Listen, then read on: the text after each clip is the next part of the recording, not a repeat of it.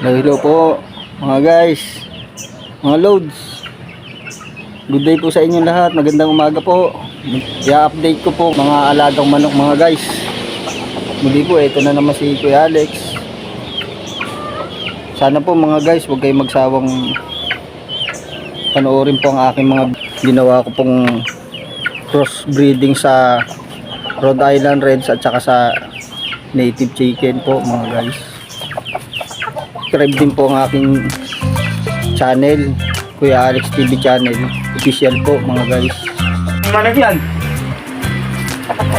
Ito yung alaga ko mga guys na gagamba oh. Ayan oh, guys, nakikita nyo ba? Ayan gagamba oh. Tulog na tulog, laki na. Ayan, dalawa po yung alaga kong gagamba. Joke lang. Ayan po oh. Wala. Oh, yung isa oh. Ganun ba yan? Yun. Hindi nga ang baka na ang buwabit. Ayan guys, yung mga alaga ko guys, yung mga sisiw hindi ko pa napapakawalan kasi hindi pa ako nagpapakain guys. Good day nga po pala sa inyo lahat mga guys ha. Oh, ayan po guys. Okay naman ang panahon ngayon guys. Medyo maganda araw ngayon. Depende na yung gulo natin, Edbio eh. Ayan mga guys oh. Mamaya maya, update ko po kayo mamaya maya guys.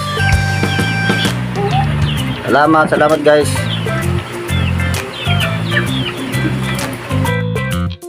So, hello po mga guys. Ito po, tingnan nyo kung gaano kalaki yung barako na ano, puro na Rhode Island Red po ito. Ito po yung natira sa mga puro ko na paitlogin dati na ano na mga Rhode Island Reds na babae po, mga kasama nito. Bali, salamat nga at natirhan ako nito mga guys kasi ito nga po yung purong Rhode Island Reds ko na barako na pinaparis ko po sa ano sa doon sa native na mga manok. Bali, ito po kasi ang performance po nito, ito mahaba na po yung tahid, hindi ko pa napuputulan. Siguro mga susunod na araw po guys kasi wala pong maghahawak. Kailangan kasi ito may maghahawak bago ko siya maputulan ito. Haba na rin oh. Bali, ito malaki po talaga katawan nito guys. Malaki po katawan nito. Kaya lang ito kasi guys, parang nagkasakit siya. No, medyo ano pa siya, yan nabulag yung isang mata niya oh. Pero walang kaso naman po yan guys, may mata pa naman isa. Isa pa naman po siya yung mata guys. Malaki po talaga to eh oh. Malaking manok. Kaya eto, nabuti nga natirhan ako nito. Yung performance po ng Rhode Island Reds po guys na mga babae, ng itlog lang po yan, ng itlog. Yung mga lahi nito. Ang performance po, itlog ng itlog. Marami naman siya, halos araw-araw mangingitlog yan yung babaeng Rhode Island Red.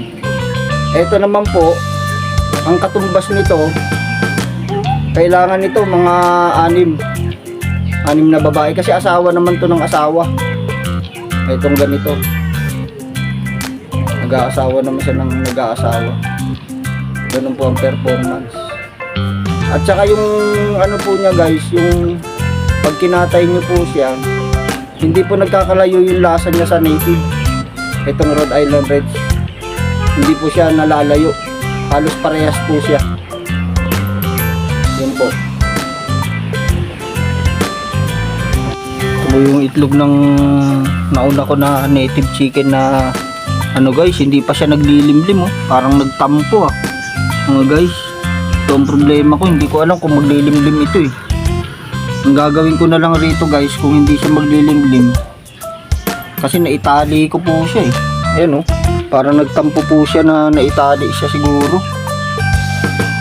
Kasi hindi naman maano yung itlog niyan guys. Ang gagawin ko na lang muna, bali papartihin ko na lang po yan. Ipapaampong ko yung iba rito sa ano, ito sa isa. Ayun, nakaupo na yung isa, mangingitlog na ho ata. Ayan oh,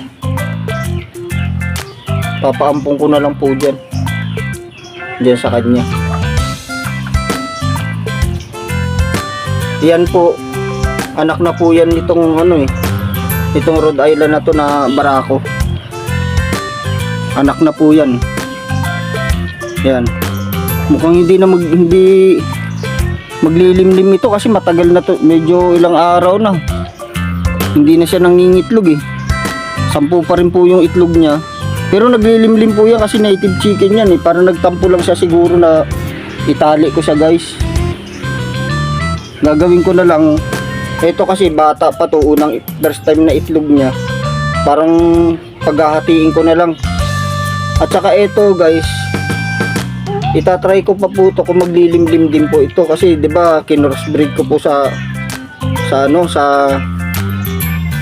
kinrossbreed ko po sila sa yung native at saka tong crossbreed na ano na to, Rhode Island Red. Kaya yung mga puro kasi niyan guys hindi naglilimlim talaga.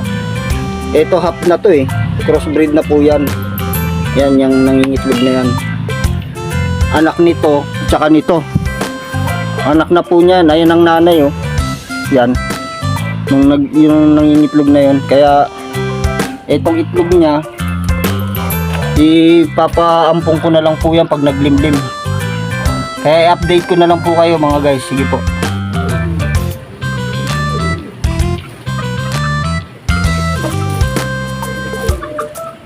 Yan, pakain na ako guys. Yan o. Nakawalan ko na yung 4 na sisiw. Malalaki na rin sila guys oh. Malalaki na rin yung mga sisiw. Yan po oh. Malalaki na oh.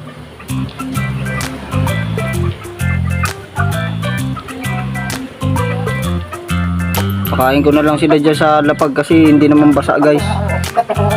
Yan oh. Hindi naman basa yung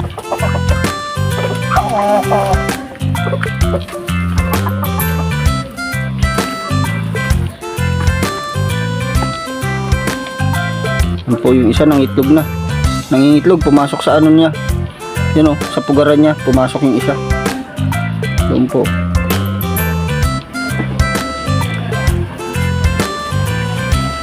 Problema ko, itong isa na to, guys.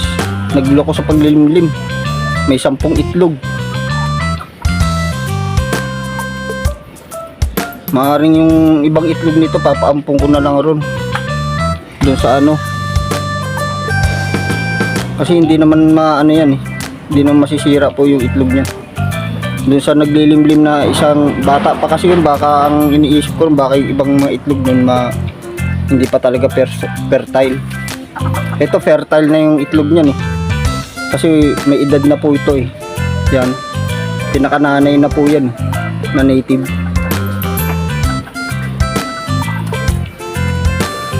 Hindi po guys. Ganyan po. Salamat.